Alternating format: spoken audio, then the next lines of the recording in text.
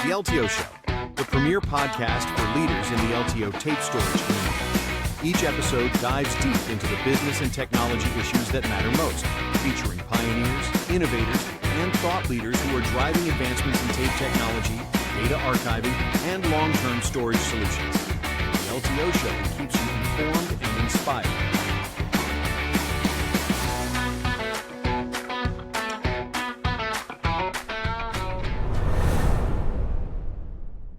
Welcome to the LTO Show, the premier podcast for leaders in the tape and storage industries. I'm your host, Pete Paisley, and each episode, I bring you conversations with industry leaders who are contributing in special ways to the tape storage community. Our goal is to deliver fresh insights into the business case for LTO tape, helping you understand why tape remains one of the most cost-effective, reliable, and sustainable solutions for long-term data retention. Today, I'm pleased to welcome Rich Gadomski, Director of Channel Sales and New Business Development at Fujifilm Data Storage Solutions. Rich is a true industry veteran with decades of experience in evangelizing for tape, and he brings a unique perspective from one of the world's leading tape media manufacturers. We had a wide-ranging conversation that covers so much ground. We dive into the state of the LTO industry as a whole, where we've been and where we're headed. We explore the new LTO 10 update and some of the technical details behind the new media with its impressive 40 terabyte native capacity and what that means for organizations managing explosive data growth. I was also able to probe a bit with Rich on how the LTO consortium operates, the collaboration between those founding members, IBM, HPE, and Quantum, and how tape media producers like Fujifilm work within that ecosystem as they manage the LTO roadmap and keep tape competitive. And finally, we discussed the important advocacy work happening at the Active Archive Alliance, where Rich serves as a board member. The Alliance is doing critical work educating the market about tape's role in modern data strategies and championing the entire tape ecosystem. This was a conversation packed with insights on LTO tape storage you won't want to miss. So let's get started. I'm glad to be joined by Rich Gadomski, Director of Channel Sales and New Business Development at Fujifilm Data Storage Solutions. Rich, thanks for joining us today. Hey, thanks very much, Pete. This is a pleasure to be here. Yeah, good to see you again. So, Rich, I wanted to dive into the new LTO 10. What are you guys calling it at Fujifilm? Some are saying high-capacity LTO, LTO 10 enhanced, Enterprise LTO 10. How are you talking about it? Yeah, well, I think we're going to follow the lead of the technology provider company's press release, LTO.org. They came up with something really creative, LTO 10, 40 terabyte. So actually pretty simple and it makes sense. Okay, and maybe some of the OEMs can put some other terminology around it then. So just as a reminder for our viewers today, LTO 10 40 terabyte is the new enhanced, extended, higher capacity version of LTO 10, which first shipped as 30 terabytes. And it's based on a new tape formulation. So, Rich, what are the details around this base layer, first of all, that I'm hearing about, the Aramid base layer? I hear it's a descendant of Kevlar bulletproof vests. Well, apparently it is used. The Aramid fibers are used in Kevlar vests. I think Aramid is known for its strength and high heat tolerance. So, it's ideal for this application, but it's definitely a stronger base film. So therefore it can be thinner than the standard polyester type base film that we've been using for other products. And therefore you can get more linear feet of tape in the cartridge. And Aramid also has better environmental properties, so we can expand the operating environment in terms of heat and humidity. So what are the details behind what I read as the strontium-doped barium ferrite recording layer? Right. So barium ferrite has been the de facto magnetic particle that we've used up through LTO 9. And for LTO 10, we started to add strontium ferrite, which is the next gen magnetic particle, even finer, smaller in areal density, if you will, than the barium ferrite. And therefore, it allows for higher areal density, higher capacity. But it's mostly barium ferrite. Strontium ferrite is the minority component of the magnetic layer. But we had already introduced a mix of strontium ferrite and barium ferrite in the TS1170 cartridge, which enabled the 50 terabytes on that product. I see. And maybe I missed it. Was this same recording layer formulation used for the regular LTO-10 media? Yes, LTO-10, 30 and 40 would use a mix of strontium and barium ferrite. I see. Were there by chance changes to the mixture, so to speak, for the enhanced, the 40 terabyte version versus? I don't think dramatically. I think as it was mentioned in the press release, because of the aramid base film, they were able to add linear footage to the cartridge based on the thinner base film. I'm not 100% sure that there was any change in the magnetic layer. And just to test you, what is the linear footage on a 30 terabyte cartridge versus a 40 terabyte cartridge? I'll have to get back to you on that, Pete. I failed that test. I would have to too. I've heard the numbers before. They're quite impressive, but I never locked them away.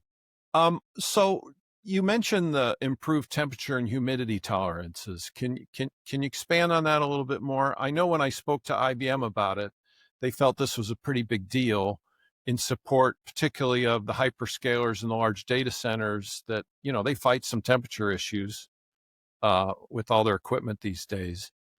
Do you have more specifications behind the temperature and humidity for the 40 terabyte version? I totally agree with what IBM has said. The big hyperscalers, if they can run their data centers warmer, more humid, it means less air conditioning expense. And they truly are hyperscale, so those data centers are huge. So if the tape can improve that, and it does push the corners in terms of humidity and temperature. So that's very important for them, and this product enables that. Rich, how does this updated linear feet and formulation that the 40 terabyte LTO-10 supports, what are the plans for this formulation for, say, LTO-11 or beyond? Do you have any insights there yet? Well, my understanding is that LTO-11 will be purely strontium ferrite, so the finer magnetic particle, which will help achieve the higher capacity that they're looking for in LTO-11. So I think that'll be the end of the barium ferrite being used. So the strontium ferrite will be a key enabler, among others, to hit the higher capacity for LTO-11. Interesting. And going back to the 40 terabyte LTO-10, I heard that Sony will not be manufacturing this version. Are you able to confirm? Are you aware of that? I really can't confirm Sony's product lineup or plans, but sounds like that would be another good interview for you to do with Sony. Yeah, good tip, Rich. Thanks. So what's availability looking like on the new LTO-10 40 terabyte? It said Q1 2026. Do you know which side of that they're going to land on? It's kind of guesswork at this point, Pete. I don't know if January is going to be possible, but I'm sure, February, March might be more realistic. Any comments on expected pricing? I think the street price for your 30 terabyte LTO-10 today is around $200. Are you able to guess or comment on where you see the pricing coming in on the new medium? Yeah, I have not been given any pricing from our factories, but safe to say it'll be a premium to the LTO-30. Do you expect this will have any impact on current LTO-10 30 terabyte pricing when it comes out? I really can't forecast or guess on that. We'll have to wait and see, but it may not, because the LTO-40 is going to be pretty targeted to a specific higher end of the market. Yeah, and that's a great segue for me, Rich. Tell me more about how you see the target market for this 40 terabyte LTO-10. Who's going to use it? Well, with the early adopters for these new type products tend to be the hyperscalers and the very, very large HPCs, for example. So I would expect that is, will follow suit with the 40 terabyte. If the hyperscalers can get their hand on that extra density capacity, it makes all the difference in the world for them. Rich, I want to talk a little bit about the LTO roadmap updates that were issued alongside the announcement for LTO 10 40 terabyte. The new roadmap cut future capacity expectations for LTO, not so much for LTO 11, but up to 36% for LTO 14. Any thoughts behind this move by the Linear Tape Open Consortium? Well, I definitely trust in their wisdom, and these roadmaps have always been targets, but at the end of the day, they're influenced by what the market really needs and what can be brought to market cost effectively. There's always trade-offs between capacity, performance, price. So it doesn't surprise me to see some fine tuning there. And I'm sure that, well, for example, someone told me from the TPCs, back when LTO 9 was coming out at 18 terabytes instead of 24, and they said, well, we could have brought it out at 24, but it would have taken more time in terms of time to market, would have been more expensive. And, the studies were showing that for really wasn't required, that 18, when you factor in compression, was a sweet spot in the market. But it's not necessarily a technology limitation. It can very much simply be more of a business and market orientated decision. And I think that's what we're seeing here in the new roadmap. Yeah, and I think in the industry, a lot of us in tape got used to this rough doubling of capacity with each generation, and now that's kind of tamping down. And I did a quick calculation on the new roadmap. It's about 75% of the previous generation. But as you said, this might be impacted by new challenges and economic issues. How closely do you feel the LTO industry is working to align LTO capacity to hard drives?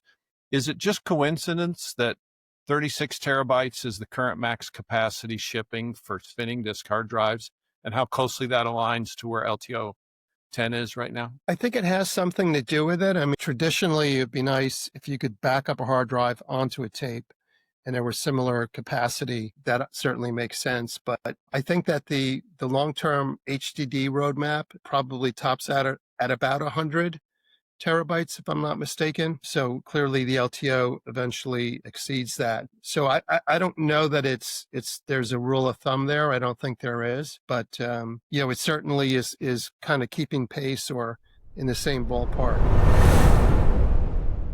So Rich, how does Fujifilm work with the consortium and IBM? Some of what I read indicates that IBM designed the classic LTO 10 drive for the originally expected 36 terabyte native.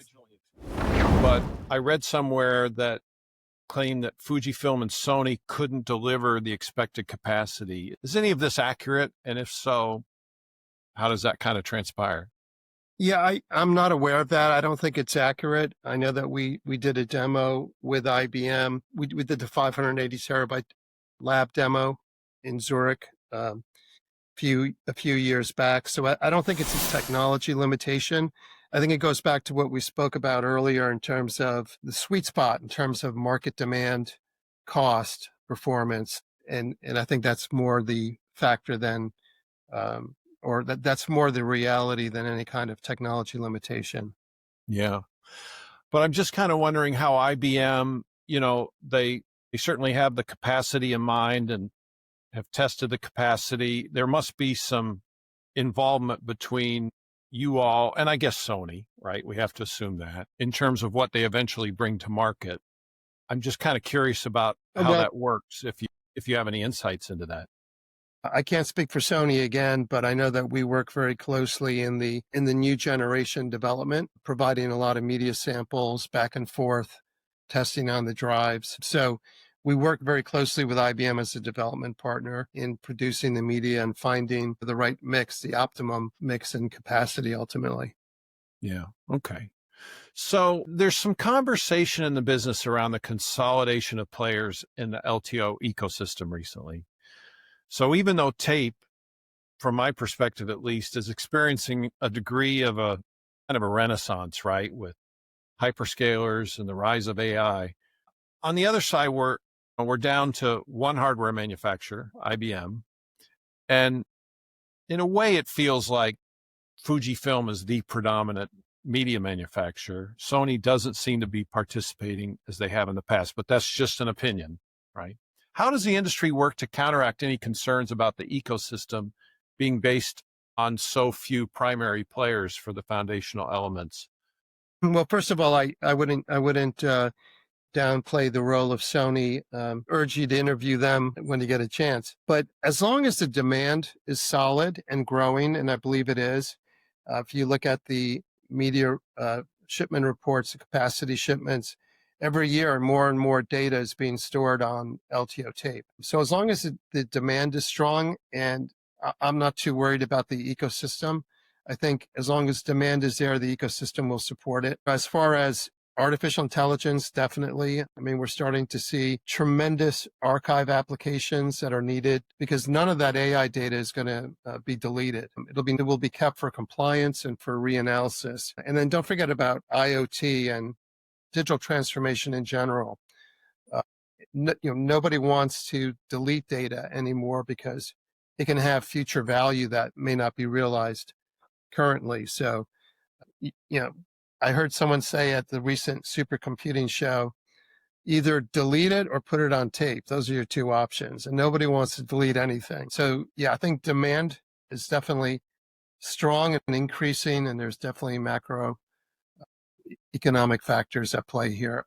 Energy consumption, total cost of ownership. Data is more of a valuable asset than it ever was before. And then you look at disruptive technologies. You don't really see disruptive technologies that are replacing tape. A lot of the ones that we hear about will probably end up being complementary to tape. DNA, for example. That may not be a tier 3 application the way tape is a tier 3 application. That very well may be a tier 4. So there'll be a copy still on tape, a copy on DNA. But so I'm very bullish about the future because, demand is strong and not concerned about the ecosystem. Yeah, and conversely on that point, because that's a great answer, Rich, demand is strong and that's going to drive the ecosystem. Is there a scenario where a new player might come into the ecosystem in tape? It's very possible. I'll take BDT as a good example. Traditionally, they had been an OEM supplier for tape library components, but now they have a great product of their own under their own badge, the BDT S3 Orion rack configuration type tape library. So, there is that possibility. I wouldn't rule it out. I love it. So, Rich, Fujifilm is a big supporter of the Active Archive Alliance. You're on the board there. What are some of the recent highlights from what that group is doing to promote the tape ecosystem? Yeah, but it's not just tape. Active Archive Alliance is much more than tape.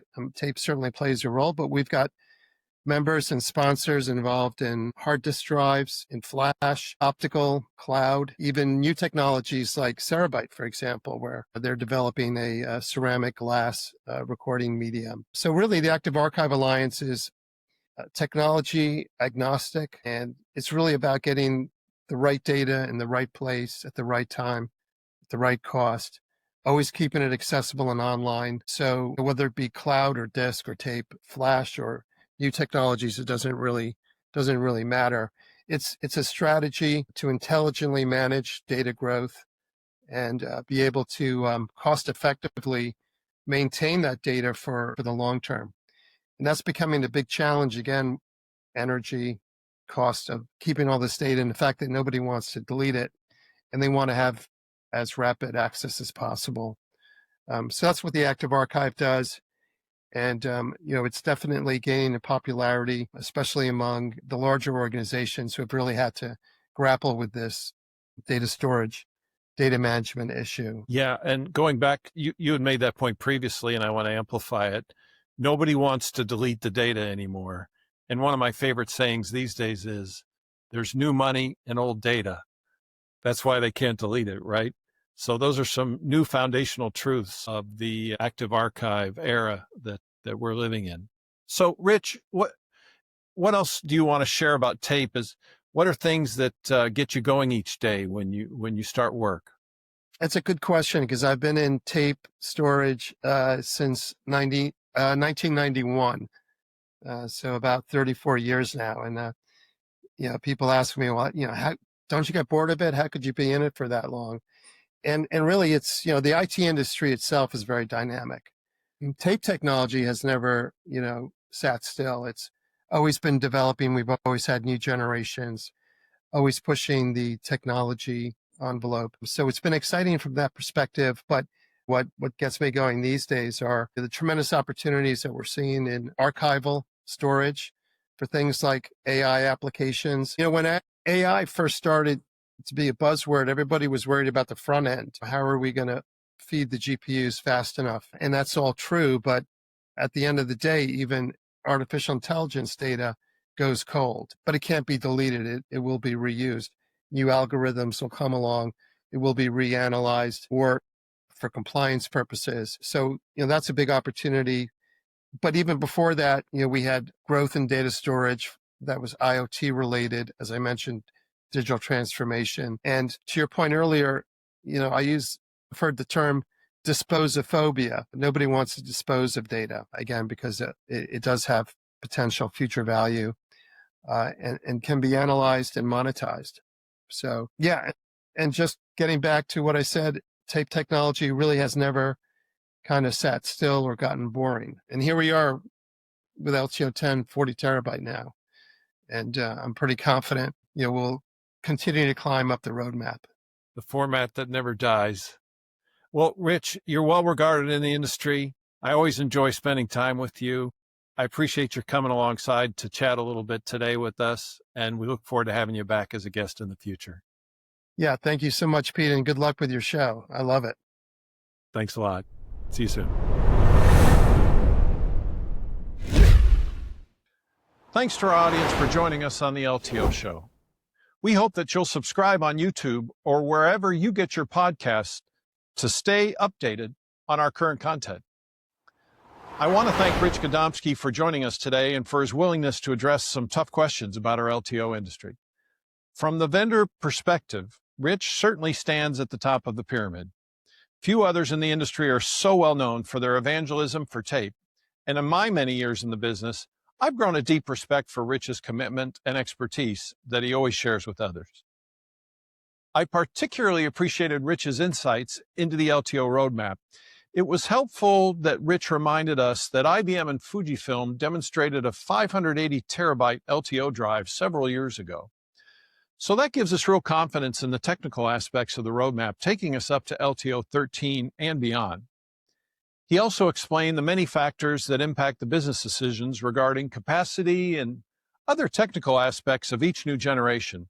It's not just about what's technically possible, but what makes sense for the market. And it was particularly interesting how he answered questions about any new original device manufacturers joining the community. That's always a hot topic, and Rich provided some valuable perspectives on the dynamics of the LTO consortium.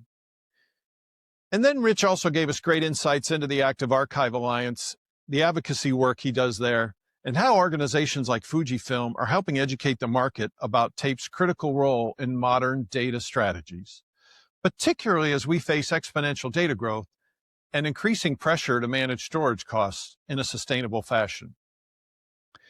If you found value in today's episode, please share it with colleagues in the storage business. And join us next time on the LTO Show as we continue exploring the business case for LTO tape storage with the leaders who are shaping this industry. I'm Pete Paisley. Thanks for joining. You've been watching the LTO Show. Thanks for joining us.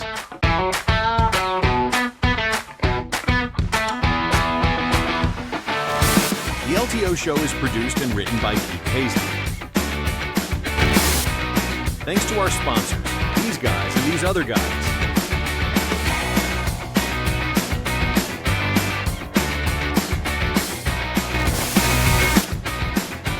Don't miss our next episode coming soon. We feature industry leaders in data archiving that supports LTO storage.